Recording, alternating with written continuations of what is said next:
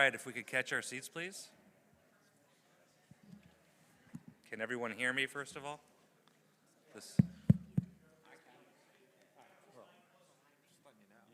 You give a cheat. You should be right here. Yeah. Good evening. Welcome. My name is Jeremy Sorkin, part of Beth Yeshurun's Kulanu committee. I am thrilled to welcome everyone to tonight's discussion on campus anti-Semitism. I couldn't imagine three better panelists to educate us on this timely and disturbing topic than three Hillel rabbis. Please allow me to introduce Rabbi Kenny Weiss from the University of Houston, Hillel, Rabbi Stephanie Max from UT Hillel, and Rabbi Jonathan Siger from Texas A&M Hillel. Beth Yeshurun's own Rabbi Stephen Morgan will properly introduce each of our guests shortly. I also want to add that we are honored to have the Southwest Regional Director of ADL, Mark Tobin, with us tonight. And he is going to present what ADL has been working on in a post-10-7 world. And with that, Mark completes tonight's star-studded roster. For many people, October 7th resembles our view of COVID. When we chat with our friends and colleagues, we look at the world through a before COVID or after COVID lens. I have heard the same relative context on TV, podcasts, and our community when referring to Israel, terrorism, and anti-Semitism. There is no doubt October 7th and Israel's subsequent fight to crush Hamas brought tremendous negative PR to Israel. We also feel the political strain in our country and at the UN, and have watched shocked at countless anti-Israel protests around the world. In fact, just last week, Ireland's women's basketball team announced they refused to shake Team Israel's hands after a game. Israel won that game 87-57, by the way. Even our sports have been impacted. To be sure, we have seen too much hate and anti-Israel passion on our college campuses. Many of our Jewish students feel threatened and sometimes scared. University presidents of our elite institutions struggle to admit glaring double standards and university promotion of blatantly anti-Semitic and hateful speakers. We all know this. We have seen it on the news, on TikTok, and sadly heard stories from our kids themselves. Prior to October 7th, UT experienced a few anti-Semitic actions. Most heinously, someone graffitied the sidewalk in front of a sorority with Nazi symbols and sayings. The culprits likely intended to leave their mark in front of the Jewish sorority AE Phi, but mistakenly hit Delta Gamma, the sorority across the street. There was also a case where someone graffitied a swastika on the dorm door of Jewish girls and called a bunch of boys in an elevator racist terms. But all is not lost. My middle daughter took a gap year to Israel last year and is now a freshman at UT. The events of and since 10-7 have really impacted her to her core. She has close friends in the IDF and knows a couple of kids that have been killed. She shared something with me I want to share with you. Sophie, that's my daughter, attended a protest at UT and stood on the side with Israel flags with a group of like-minded students. She was instructed not to engage with the protesters, probably for her own safety. Anyway, a girl walked over from the pack of protesters and tried to speak with Sophie and her friend. They stayed quiet. And then the girl said something powerful. I'm here to understand what this is all about. Do you mind if I ask you some questions? Sophie and her friend proceeded to answer the girl's questions for 15 to 20 minutes.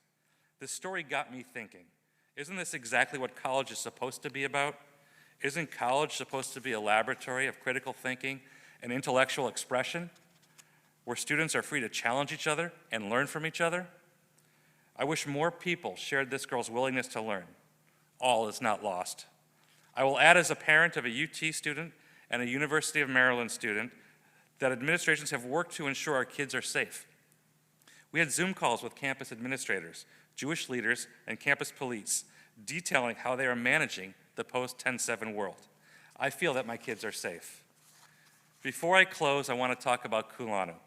Kulanu is an ADL-sponsored synagogue movement designed to empower congregations to address anti-Semitism in their communities through education, engagement, and advocacy. This marks Beth Yeshurun's second year in the program, which clearly means anti-Semitism predates 10/7. I want to thank Jennifer Rosenzweig and the rest of the Kulanu committee for their help preparing tonight. Also, a special thanks to Lisa Stone from ADL for her work liaising with the Kulanu synagogues. Now I'm delighted to pass the night over to our senior rabbi, Brian Strauss, who wants to share a few thoughts.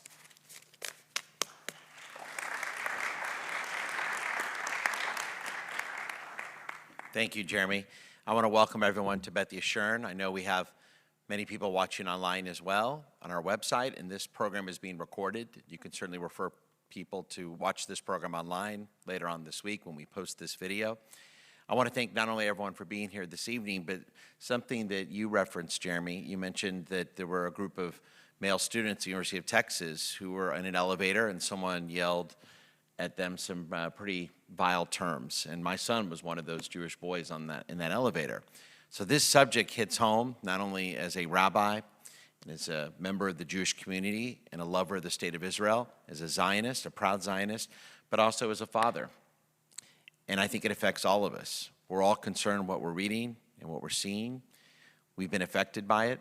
And whether it's happening on campuses in the East Coast or here in Texas, I want to thank Jeremy, especially, for leading this committee. And we started this last year, before October 7th, because we've seen the uptick in anti-Semitism over the last several years. And so I'm proud that here at Beth Yeshurun, we are ready to continue to explore this issue, to learn more about what's happening from experts in the field, and to talk about what we can do as members of Beth Yeshurun and the members of the Jewish community to fight against anti-Semitism. So I have one more duty to do before I return to my seat and learn and enjoy this program. I want to welcome my three colleagues that are here. My friends Kenny and Stephanie and Jonathan. You'll have a chance to learn more from them and later on, and Rabbi Morgan's going to give you a more formal introduction of my three really outstanding colleagues. But I made this comment the other night. I don't know if the three of you have been together on one stage. If a Texas A&M, and University of Houston representative could be together on stage. Yeah, that's true, that's true. And so how nice is this to see the three of you here together? And I have a gift for you from our congregation. Of course, I'll make sure Stephanie goes first. But we have a kippot from your respective universities here for each of you here. So again, thank you. We know how busy the three of you are, so we thank you for taking your time to be in Houston this evening and be part of this program.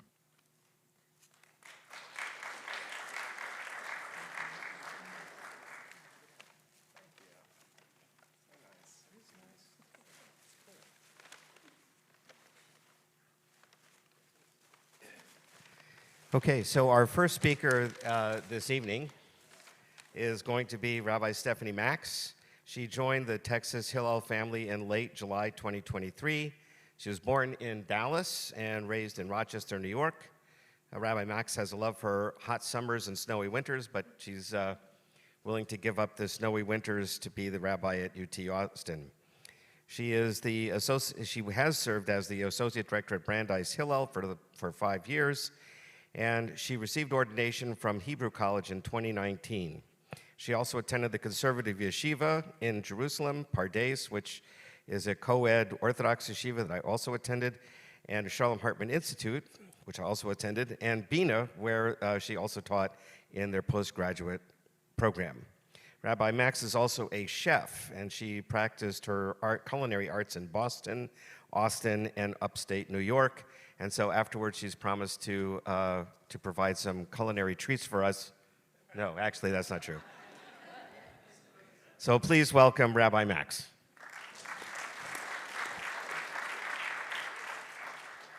All right, we'll see if rabbis can use technology. Oh, if you can't hear me, if I need to have the mic closer, just wave frantically in the back and I'll do my best. I'm going to start with a confession that I think the three of us, when we had started talking about this evening, part of the conversation was come and speak to our high schoolers about Jewish life on campus. Slight title change to tonight's topic. And I share that because I think whether that was just in our heads, for us, Jewish life on campus, yes, especially right now, anti-Semitism is a part of that. and it is also so much bigger than that. It's been an interesting time to start a new job at a new school in a different state, slightly different than Brandeis, which you may have heard of. I got some laughter in there, good sign. And this is the work that we are here to do, is to serve our students in the difficult moments as well as the joyful ones. At UT, we have been comparatively lucky, and we have been lucky to have a group of students, a group of alumni, of parents, of community members who support Jewish life on our campus in a million different ways. We are unlucky to have the really just tragic distinction of being the first school to have reported an incidence of anti-Semitism following the 7th. We were lucky that that incident of anti-Semitism was graffiti in our parking lot on a wall that needed to be repainted anyways. So it's an interesting situation of back and forth. We have been able to say that our students are relatively safe, that they have access to means to keep themselves safe. Supportive police, supportive campus administration. We have been unlucky in that college students are uniquely impacted by this moment, both because they are the peers of people in the IDF, of people who were at the Nova Music Festival, people who they knew from camp, from youth group, from their birthright trips. We have been unlucky to have a generation who has experienced so much heartache and hardship with COVID destroying much of their high school careers, parts of their college careers, to encounter yet another communal tragedy in such short time. So campus is a complicated place to be right now. It's also a beautiful place to be right now. We have seen students step up and say, we want to make a difference. We want to have a role in this moment. We want to recognize, on our campuses at least, that in the relatively high safety that we experience, the comfort, the privilege, that we want to do something for those who are in a tougher place. So some of our students formed an organization called Yalla, which is raising funds for Friends of the IDF, and they have taken this moment and this initiative and they have run with it, and they're actually raising a pretty impressive chunk of change. They have stepped up and said, we are not going to tolerate low-level anti-Semitism, and they have learned how important and how impactful it can be that to see that when you report something to the police, to the university, it's dealt with. Maybe not always exactly the way that they want it to be, but justly, promptly, and appropriately, and pretty consistently. Whether that's someone misusing a communications platform to send out a biased message to a class, or reporting some of the incidents of student behavior that our rabbi mentioned earlier. We have been in this moment in a way that we could never imagined. We have discovered, much to our horror but not to our surprise, what it means to be the second front in this war. We couldn't account for the rise in anti-Semitism, not just on campuses that are in our immediate proximity, but flooding in through phones and screens and into our students' minds and hearts. It's an ongoing battle, but the way that we fight it is, and I may get pushback on this from my ADL colleague, anti-Semitism trainings and courses are part of it, but they are not the end of it. That's an important piece of it, but I want, and I think we want, our students to know more than just what they're fighting against. We want them to know what they're fighting for. We want them to know why Judaism should be important to them. We want them to know what Jewish life can look like beyond a fantastic Hillel or college campus Jewish experience. We want them to have a sense of why it's worth putting up with this tough moment to make it to an even stronger, more joyful, better one. So that's the moment we're working in. It's this moment of elu ve'elu, of noticing that these and these can be true, can coexist, and this is how we move forward. Wonderful, thank you.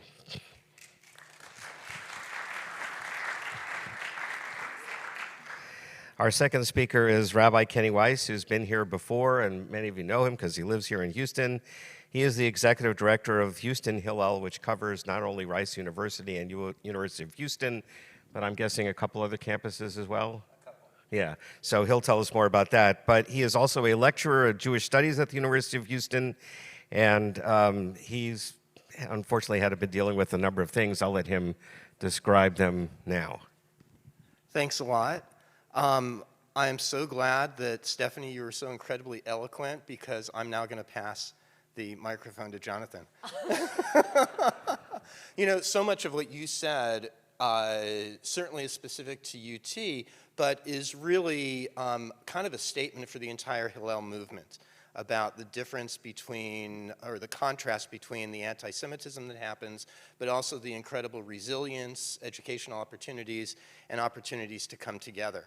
I think the difference that we see here in Houston is that just last semester, we had students on more than a dozen campuses participate with us. So, you know, a big state college is going to look different than the way anti-Semitism looks and the way that our students deal with it at Stephen F. Austin State University, which is one of Houston Hillel's campuses, where there are fewer than a dozen Jewish students, or Sam Houston State University, or Baylor College of Medicine, where we've had incidents happen there, and there's also probably just a couple dozen Jewish students at all of Baylor College of Medicine. You know, UT Health Science Center has a few others, but these small populations are really small. And so the challenges that we end up with is that you can have people who are really motivated about speaking out and supporting Israel and advocating, but it's incredibly difficult to do so when you don't have someone standing next to you. And when you talk about the kinds of numbers, honestly, that we have in Houston, there's really not very many people to stand next to you. This morning I delivered a letter to the top administrators at the University of Houston, written by our UH students this past week, and they asked to remain anonymous, because during past student government sessions when they've spoken out, they have been ostracized, they've been shut down, they've been gaslighted, and their mental health took a real toll. And so right now we have a BDS resolution at the University of Houston, and we don't have any Jewish students who will go to the SGA meeting to speak out about it. And that's the letter that they wrote to the president and the vice president of student affairs and the assistant vice president of student affairs. So what I do want to focus on a little bit more, though, is what to do about it, because, you know, what we all can do about it, because there's a lot that's going on campus, a lot that you really don't know about, conversations behind the scene with administrators, things like that. But I think there's a few things to keep in mind, and I wrote just a couple notes just so I don't forget everything. If I don't write something down, it is lost forever. And I think a few things to remember are that it's important to nurture relationships. It's difficult to go into a situation right away, as we've seen on my campuses, where parents and other people in the community immediately insert themselves, write letters to presidents, things like that. You need to have a relationship. I always like to say that the first time you talk to someone shouldn't be during a time of crisis. You know, I have regular relationships, meet with chiefs of police on multiple college campuses, and it makes it so easy when I have to go to people and then say, okay, now let's talk about this issue that's happening with our students. It's important also to remember the cumulative impact of trauma.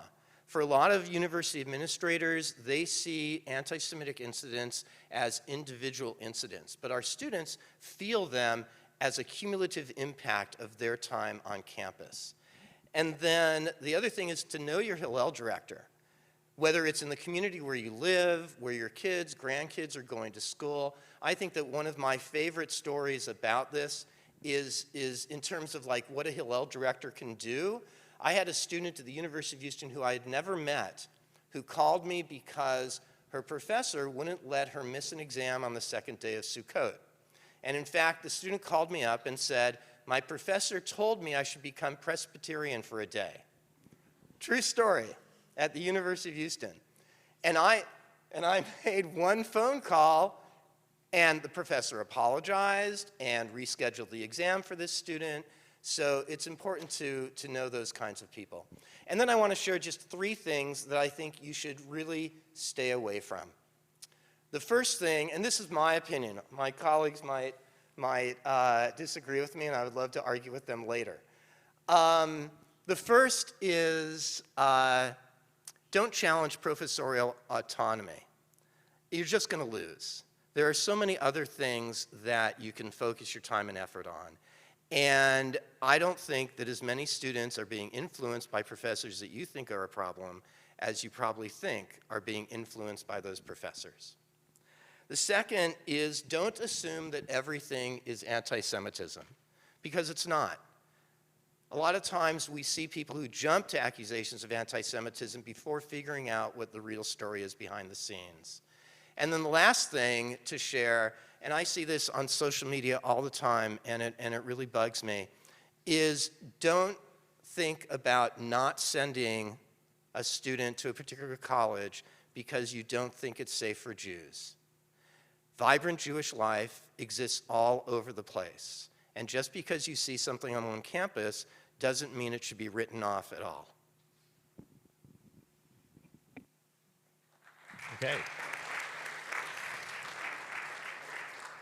So one thought, by the way, if you, we're going to have an opportunity for questions and answers. So if some of these presentations are giving you questions that you'd like to follow up on, we have note cards that you can write on, and if you raise your hand or whatever, we'll get a note card to you, and you can write down your questions. We'll collect them and ask them at the end of the program. So our third speaker is Jonathan Siger. I was flipping to your bio.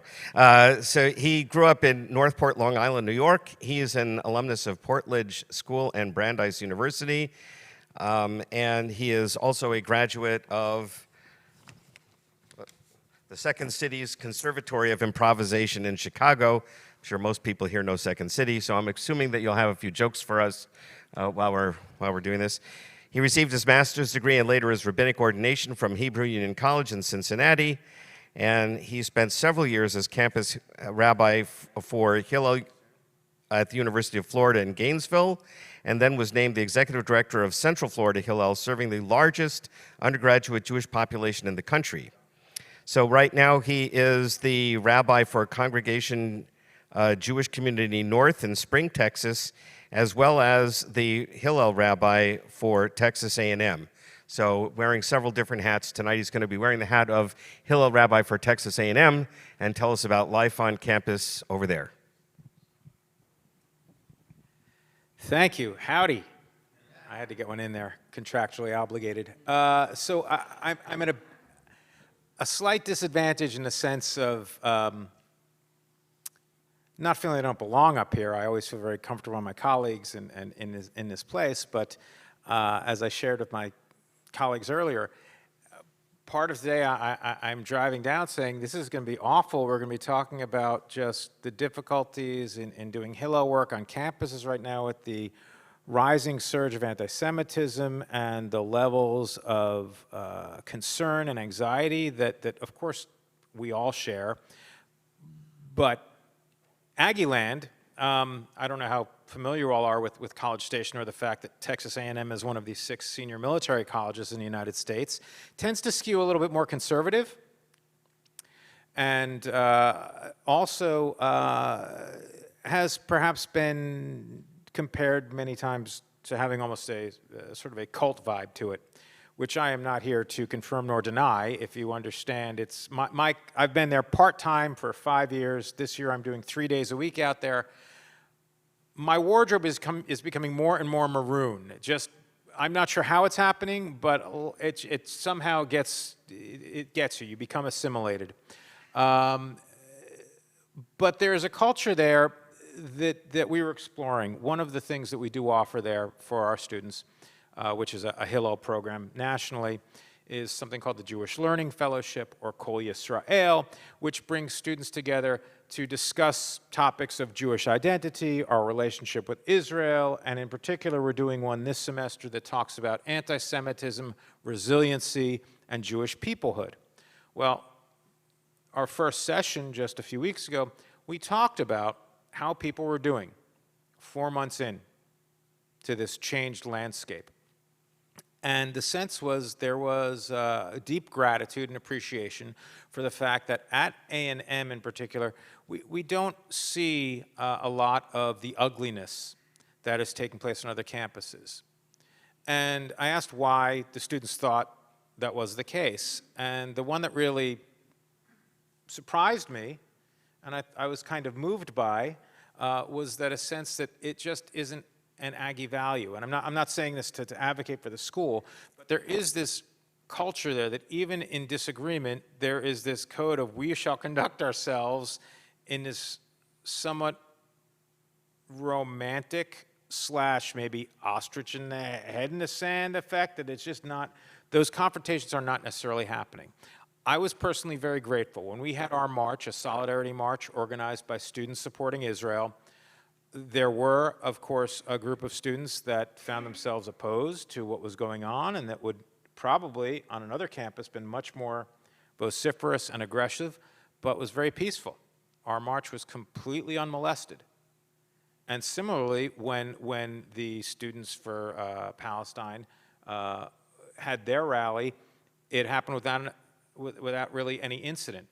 There have been, of course, incidents. There was, I believe there was some a defacement of, I think at the Chabad house, someone had drawn something on a sign at some point, and we had one student that was yelled at by some students in a passing car.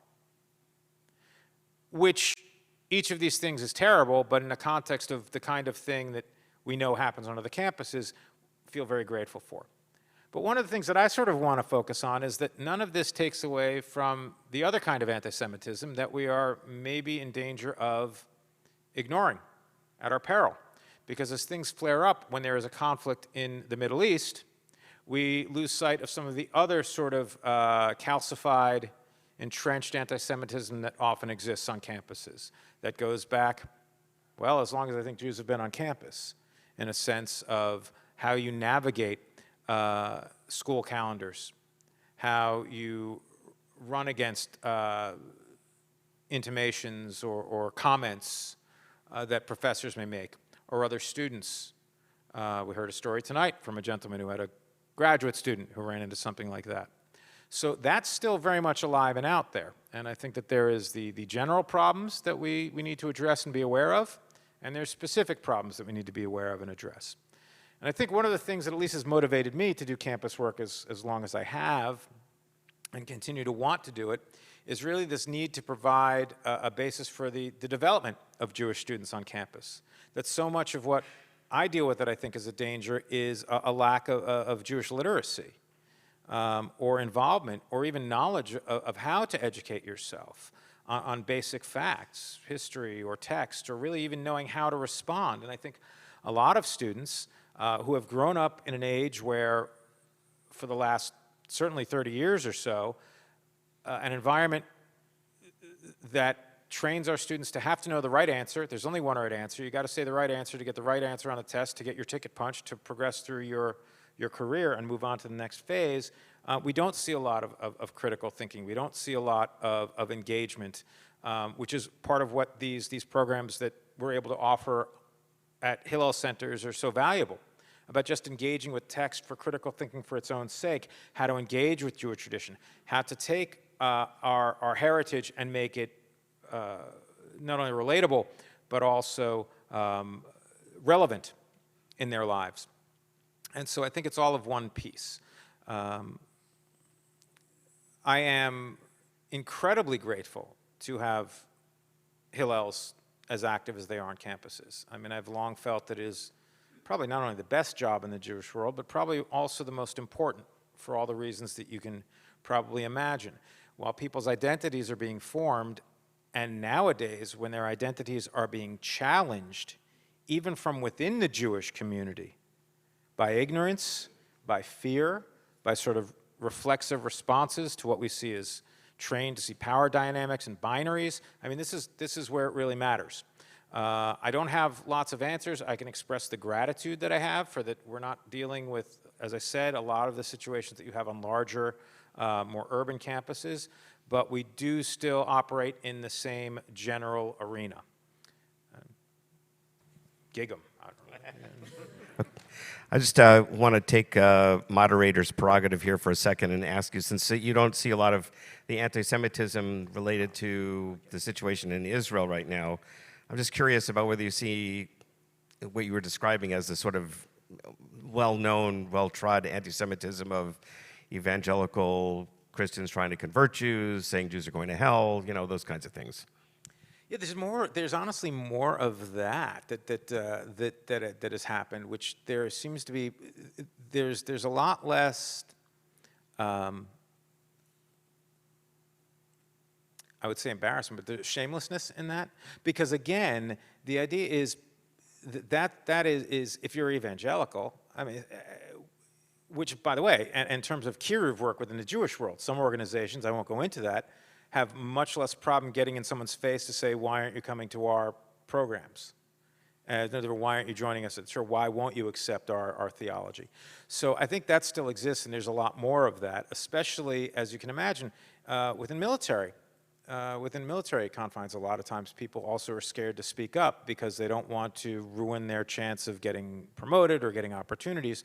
So they're more likely to just sort of dismiss it as that's just the price you pay for admission into this world, is that you're going to have to put up with the fact that Jews are a minority and that this is a, quote, Christian country, or this is a Christian environment, and you just, something that you live with.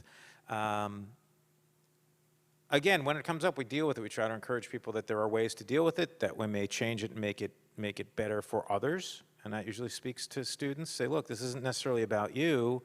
This is part of something larger than you, because you don't want to deal with this, and it's okay to speak up, and you have support. And I think this speaks to what Kenny was mentioning, is that how important it is to have support and have people around that are going to be there with you, and so that our students don't feel that they're fighting alone.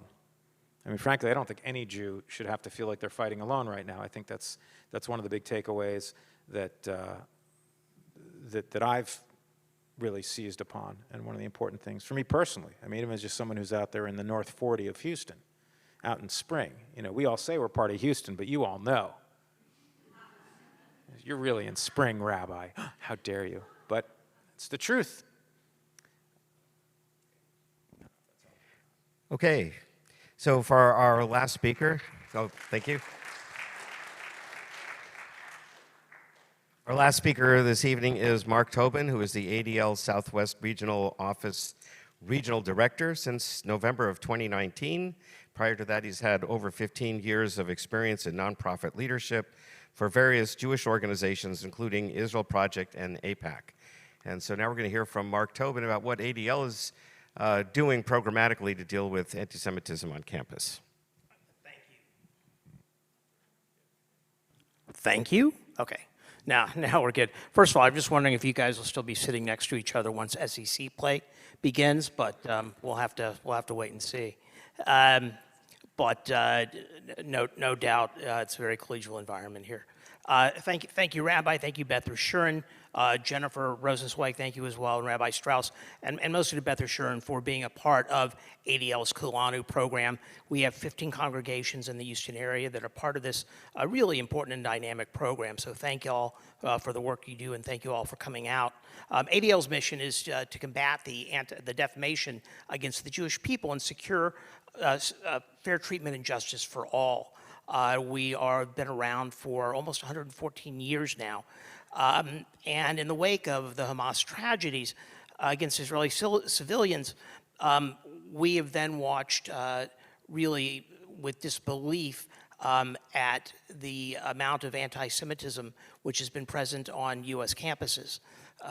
As my fellow panelists can have attested, it has not been as bad, I think, generally in Texas as it has been in other parts of the country. We've recorded over 500 anti-Semitic incidents on college and university campuses in the first 3 months following October 7th. Comparatively, in the previous year, there were 42. So that's a significant, significant increase. These included, physical harassment, threats, being spat on, assaults, as well as students seeing their classmates glorifying Hamas's terrorism. And this has created a situation where many Jewish students feel either uncomfortable or unsafe or not secure on their campuses. College can mean different things to different people, but one thing that it should mean to everyone and should be consistent is that every person who is attending any college or university in this country should be able to do so in a safe and secure manner. And that means a couple things. One, it means that besides being physically safe, that they should be able to have their views on issues and be able to express those views without the risk of being ostracized or put aside from campus life. It also means that there should be the ability to have an exchange of views. As the Rabbi mentioned earlier in one particular situation, that is so important. And when that doesn't exist, it really challenges, I think, to the core of why students attend college. We're fortunate in that the U.S. Department of Education has been consistent and very clear in understanding their obligations under Title VI of the Civil Rights Act, and they are actually pursuing upwards of 24 cases as we speak to protect Jewish students against anti-Semitic harassment and discrimination, which is either based on shared ancestry or their ethnic characteristics. But I want to be clear in that it shouldn't take the Office of Civil Rights in the Department of Education to investigate a school for a school to do the right thing. That shouldn't be what we need to do. So we're urging all colleges and universities to take the following steps, which are consistent with the U.S. national strategy to counter anti-Semitism and ADL's newly released campaign, Not on My Campus. And this is to help the hostile environments that are increasingly taking hold on campuses across the country. So what is Not on My Campus? It is a call for colleges and universities to ensure that their campus has no tolerance, zero tolerance for anti-Semitism, and to create an actionable path to achieve that goal. The heart of this campaign is a centralized action center, which we call the ADL Activation Hub, and it provides resources to build grassroots campaigns, which would demand action from campus leadership, lawmakers, and other relevant stakeholders. The hub allows students, parents, alumni, and allies the opportunity to contact college leadership and engage local media, as well as build the collective action necessary to hold colleges and universities accountable. We actually just released a list of the key commitments that every college and university should make to improve the climate for Jewish students on campus. And these are important, so I want to actually read them. First, speak up forcefully in the condemnation of anti-Semitism. Second, rigorously enforce student and faculty disciplinary rules and non-discrimination and anti-harassment policies, and ensure transparency regarding outcomes. 3, investigate anti-Israel and anti-Zionist student groups glorifying anti-Semitism. 4, create a task force or advisory group focused on campus anti-Semitism. And I know, by the way, that Rice University has just done that. 5, update security protocols and enforce time, place, and manner restrictions. By the way, we also work closely with campus law enforcement, whether it's providing training or exchanging appropriate information in the case of crisis. And lastly, it's important to conduct trainings and incorporate anti-Semitism awareness into DEI. We're also asking that the codes of conduct be modified, if they haven't, to include these violations: threats to one's person or property, incitement to violence, harassment, targeting a specific student or a group of students based on one of the characteristics, which could be religion, race, gender, sexual orientation. Intentionally displaying posters or signs or using a kind of similar medium, whether it's on projections on a building or on social media, that contain true threats or are made with a malicious intention to cause another person or group to fear for their physical safety. And lastly, harassment that physically interferes with or obstructs the ability of students or faculty to enter or use school property or their freedom of movement throughout campus. In order to help that along, we are creating a report card for campuses. Last week, we sent out to, I think, about 80 or 90 campuses throughout the country information on this reporting process, which we will then be able to use to evaluate the climate of anti-Semitism on college campuses, and will be published annually starting this spring. And this data will be very valuable. It really has two questions with a number of subparts, which is, has your college implemented or pledged to implement any of these policies to combat anti-Semitism on campus? Some examples are ones I've already mentioned, like speaking up forcefully in condemnation of anti-Semitism, enforcing student and faculty disciplinary rules, and investigating anti-Israel and anti-Zionist student groups who glorify terrorism. And there's several others as well. Also, I think it was in December that, in conjunction with Hillel and Gibbs and Dunn, the national law firm, we started the Campus Anti-Semitism Legal Line call. It's a free legal protection that any college or university student can access by texting call help to 1555 and reporting any incidents. And attorneys are not only providing assistance, but they are looking to see if any of the incidents give rise to a Title VI legal claim. So what can you do? First, tell Congress and the U.S. Department of Education to protect Jewish students, and importantly, urge Congress to fund the Department of Education's Office for Civil Rights fully, so that they have the ability to do so. We have a template on our website with which you can send a letter to university presidents, whether you are an alumni, whether you have a child or grandchild at this university, or whether you're just an interested party.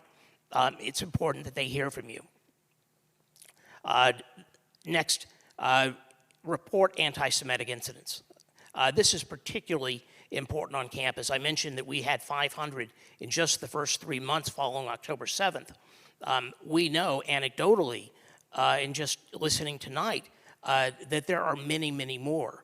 And it is so important that students and others report these incidents. Number one, it gives us a very truer picture of what's going on, and that therefore allows us to understand better what we need to address it. These can be done anonymously. There's a part in the incident report that says, what relief do you want?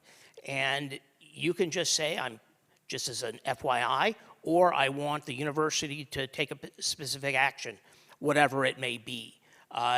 So there's really, we've tried to eliminate the concern that some people may have in reporting these incidents. And by the way, it is all confidential. Also, for students, we have a plan which we've called Think, Plan, and Act, and these provide educational resources as well as sort of how to address certain incidents on campus.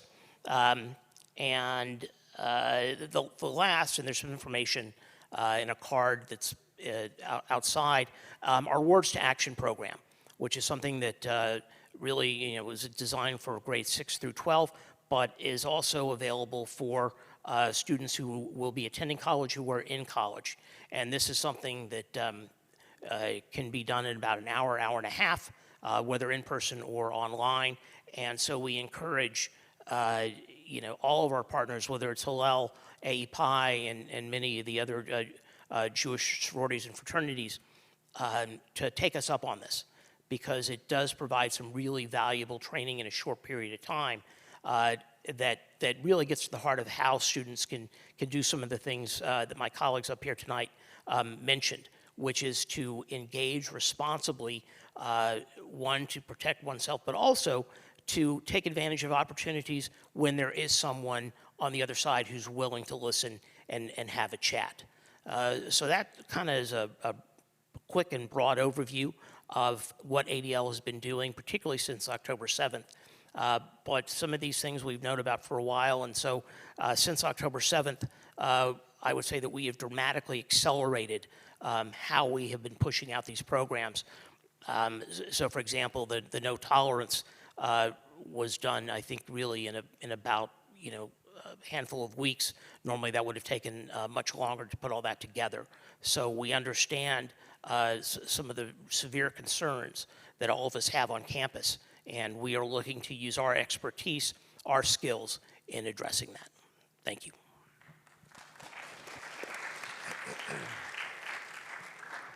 So, Mark, you gave us a lot of information, and unless people are taking notes very quickly, that they may not be able to have captured all of it. Is there a way you could share your notes or an edited version of the notes, and we can give it to people who requested either here or if they watched the video? Yeah, yes, absolutely. Okay, that would be great. So if you do have that, just email us. I guess you can email me at smorgan, M-O-R-G-E-N, at bethyeshurun.org. I've got your email. Oh, you mean for those that don't? Okay, all right. Yes, right. Or you could just email Mark Tobin directly at the ADL. Do you want to give him your email address? Sure, it's mtoubin@adl.org. There, cut out the middleman.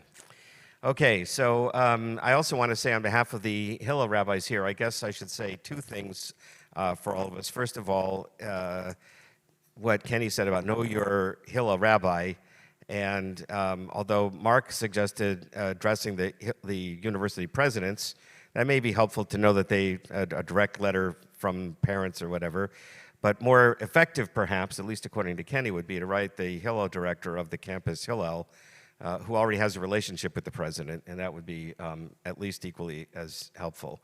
So first is use the Hillel campus director as a resource or advise your children, your students, to use the Hillel campus director as a resource. That's the first thing. And the second thing is shameless promotion for Hillels. If your students are going to a campus Hillel, support your local campus Hillel. Financially, that is, right? Yeah, so, and of course the ADL, which is providing national resources for not only campuses, but all kinds of other responses to anti-Semitism and other forms of hate around the country. So we have a number of questions here. First thing is just a note, not really a question, that there is a Facebook group called Mothers Against College Anti-Semitism with over 50,000 members. If you're on Facebook like me, still very old school, you can join that Facebook group, Mothers Against College Anti-Semitism, and share information with each other. Oh, sure. So there are a lot of different Facebook groups, WhatsApp groups, and places to air grievances about what's happening on campus. I would like to really strongly reiterate, talk to and know your local Hillel professionals or the Hillel professionals on the campus where you have students. You are far more likely to get accurate information and direct information and have a conversation with a person, not a flame war on social media. Some of those groups, which were started with nothing but excellent intentions, have been known to sort of escalate pretty quickly. An example today, someone paid us the compliment of, Texas Hillel is doing great work. And it turned, okay, you saw it, it turned into oh, that's out now. Well, it's complicated, but thrilled to know that's out there. There's a lot of good stuff going on, but it turned into a diatribe about a million different things off of a compliment. So I would really encourage you to, just as we tell our students to maybe take a break from social media and the screens, talk to the people, and I really would actually encourage you to, if you would like to write a letter to a university president or administrator, that is certainly your prerogative. I'd recommend checking in with the people who are on campus with the students every day, who are often doing a lot of back channeling. There are a lot of conversations that we aren't blasting on social media because we're trying to get the work done, and we want to make you look informed and connected. We so appreciate the help of our off-campus partners, but we are stronger when we work together in coordination. Okay, I think that's excellent advice. It is definitely true that social media has a tendency to spin out of control. And so, yeah, you definitely want to avoid that. And if you are a member of that Facebook group, you can say if you see things spinning out of control, advise everybody to contact their Hillel rabbis. So the next question is for University of Houston. Have you asked the Jewish Law Students Organization at the Law Center to get involved on the BDS issue?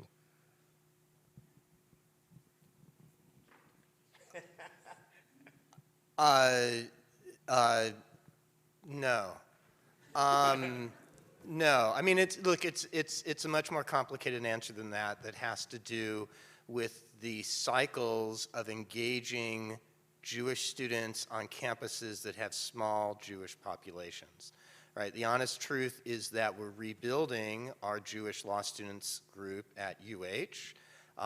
We're a bit further along with that rebuilding process at South Texas. All of this really fell to nothing during the pandemic. University of Houston is unique in the sense that the Student Government Association has graduate student representation on it. There isn't a separate graduate student government body at the University of Houston. But no, we haven't done that. I'm not sure that would pay dividends, and I'm not exactly sure of the intent of doing that either. But the other piece of it is that UH Law Center is really very much of an independent school that we at Houston Hillel actually kind of classify in our work as an independent university for our purposes. And South Texas College of Law just established a chapter of Students in Justice in Palestine 5 days ago. So yeah, it's a little complicated. I don't know, that wasn't a very good answer. Yeah. No, it's a good answer. Many of you may be aware that in November, I guess it was, the UT Austin Law School had a program here that they offered on the subject of the legal issues of Israel's response to Hamas's assault, which was very useful. And I don't know if it was recorded, probably wasn't. But the UT Law School seems to be very much on top of the situation. Let's see, a lot of these questions, some of these questions have already been kind of answered. I guess, how do you recommend students who are planning to go to college in the near future, how do you suggest they prepare for what they may encounter on campus?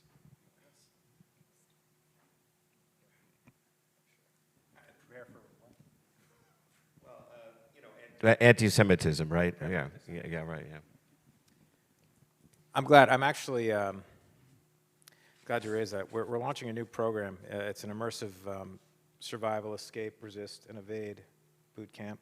And we're going to put the students on a bus, and we're going to drive them out to rural Idaho. And we're going to drop them off, and you have to find their way back to Chicago. And they're all going to have Hillel t-shirts and Maccabea baseball caps. It's like Hunger Games, but it's, you wanted some improv, you got, that's all you're getting. That's all you're getting. I think how do you prepare for it?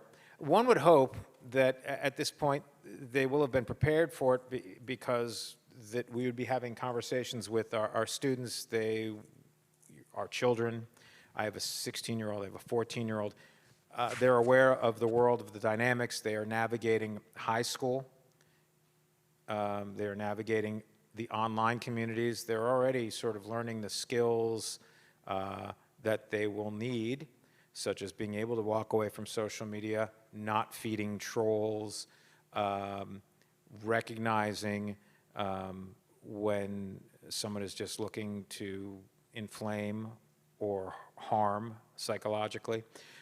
So all of that is important in terms of preparation. I think the other thing is to make sure that they, as much as we can, have the confidence that they're not going to be alone. Again, I'll plug Hillel. I don't have to do it full time. I mean, this is really, I'm doing it just out of a real sense of the importance of the work. To know that when you look at campuses, look at what the resources are at those schools.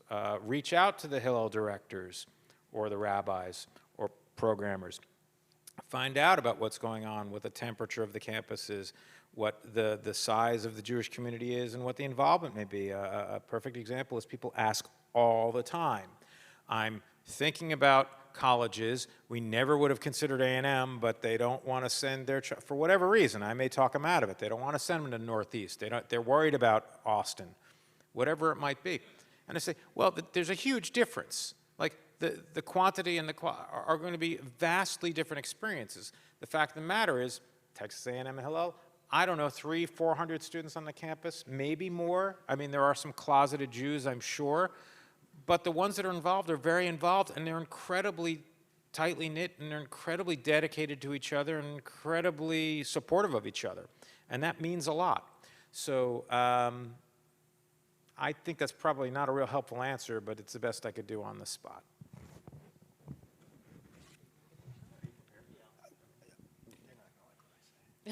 I'll give it a shot. You know, I think it's how do we help our students prepare themselves? Preparing themselves, independence is a piece of it, and parents, grandparents, parents who will soon be sending their young ones to school. How do you prepare? Feels like an interesting question as well. For the parents and grandparents of people who are going off to college, I implore you to share with your college-bound students what it is about Judaism that lights you up, what your values are, why this is important to you. Because it's really important when they are no longer living under your roof that they have a sense of those things, that they have a sense of those things in advance so they can take that sort of toolkit with them to college. And that includes extending a pretty solid amount of trust to these young people, that they're going to take it seriously. And maybe it'll look different than what your experience was, what you hoped for. But I think there's something really important in imparting those values early and often so they can go off to school with a real sense of that. So when they encounter something difficult or even just different, they are not totally flummoxed by the question of, well, where am I in this moment? And for students, I do think it's important to think about, and there are some of you in here, though I can tell no one's age at any given time, so I'm assuming we'll all see some mix of you in the fall. make use of the resources that are available to you and know what those resources are in advance. You know, Kenny, I think you were the one who said, don't let it just be a crisis moment when you're connecting. It is also important for you to know who the Hillel professionals are. With some of our Hillel professionals, they also look like college students, but they often have name tags on. That's your first hint. But make use of those resources in tough times, also in good times. Learn in different places, try different opportunities, be a presence so that when those tough moments come up, you've already got a strong place to start from. Thank you. I think helping to build strong Jewish confidence college students is a part of it. Students who are proud of who they are. You know, I've had many conversations and heard of others where someone on campus, as well as elsewhere, when they first encounter something anti-Semitic, you know, it's like a slap in the face, and oftentimes people then they don't say anything, they leave, and sometimes that is the best thing to do, but sometimes there are opportunities to engage in an appropriate way.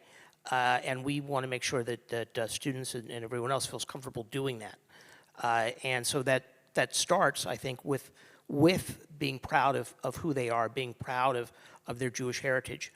But also, like anything else that people may do, having some exposure and training can really help. And whether it's our program like Words to Action, and there are others out there as well, for that student to participate, it does give them something that they kind of have in their internal toolkit and about how they might be able to respond. And I'm not talking about, by the way, of responding to something that is a physical threat, but oftentimes there are comments made, maybe in a classroom or even with friends that might be inappropriate, that make people feel uncomfortable. And we want to make sure that they have the confidence to be able to address that situation in an appropriate way. Just to clarify, Words to Action is a online program they can access. It's actually usually in person, though it can be done online. It involves a facilitator. We also have some other online resources which for students in particular that they can access without having to attend any gathering, and I'll also include that in my email to Rabbi Morgan. Okay, Kenny, this is a question for you. We know that there was an issue with the LGBTQ students and I guess Weiss at Rice University, wasn't it? Correct. Yeah, so do you have an update for us on the situation there? The update is that October 7th happened and changed the news cycle. Seriously. You know, part of what I said earlier was the cumulative impact. So that is cumulative impact for Jewish students at Rice University. But the truth is that the news cycle changed. Those 3 weeks before October 7th, between the day after Rosh Hashanah, when Rice Pride took that action, and then October 7th, was the most intense anti-Semitism that we had ever seen at Rice University, that threw students for an incredible loop. And had October 7th not happened, we would still be dealing with that, and it would be an incredible trauma. You know, in light of October 7th, it's like it's not even on people's minds so much, although we see a lot of intersectionality happening in relationships on campus now with different student organizations and things like that. But yeah, no update. So that just, we want to describe in a few words what happened, just for people who don't know. Sorry, yeah, so for more than a half dozen years, I and Houston Hillel have really been the only campus ministry at Rice University providing programming for queer students in a way that gives any queer student a sense that there is a campus ministry that supports them, rather than simply being ostracized by religion in total. Many of the programs are really mostly evening conversations. Many of them we never had a Jewish student show up to. But they had the model of, a person of faith, which is not a very Jewish term, I think, but that everybody else uses, who supports them. And then Rice Pride cut that relationship off because they said that members of Rice Pride, the queer student organization on campus, felt uncomfortable. Those members who come from marginalized backgrounds feel uncomfortable with the relationship with Hillel. So it was clearly Students for Justice in Palestine, which had gotten involved with Rice Pride and has now gotten involved with some other student organizations at Rice University, that kind of ran that show. And now there is nothing happening similar to what we did at Rice University. And with SB 17, there's nothing happening at the University of Houston either to support queer students. And after Rice Pride, I started meeting queer students at Rice University who were Jewish, who I didn't even know existed. So, I think that one of the things that is important to also share at a forum like this is that it's not just about anti-Semitism and it's not about anti-Israel stuff. We really have a situation where students simply aren't connecting to Judaism. And if I'm going to choose between getting students to connect to Judaism and getting them to like Israel, I'm going to choose that they get connected to Judaism. And that is so much of what we see with our queer Jewish students. Okay, well, a lot of these questions I think have already been answered, so I want to close just by reminding everybody that this program has been streamed and will be and has been recorded and will be on our YouTube channel, so you can show it to people send people the link to it who haven't been there. If you want the link, please email us at Beth Yeshurun, or check out our YouTube channel. Our panel here will stay for a little bit afterwards. What? Okay, and so we have some refreshments in the back, and I want to thank everybody for coming, and again, our panel for being here and giving us all this brilliant wisdom tonight.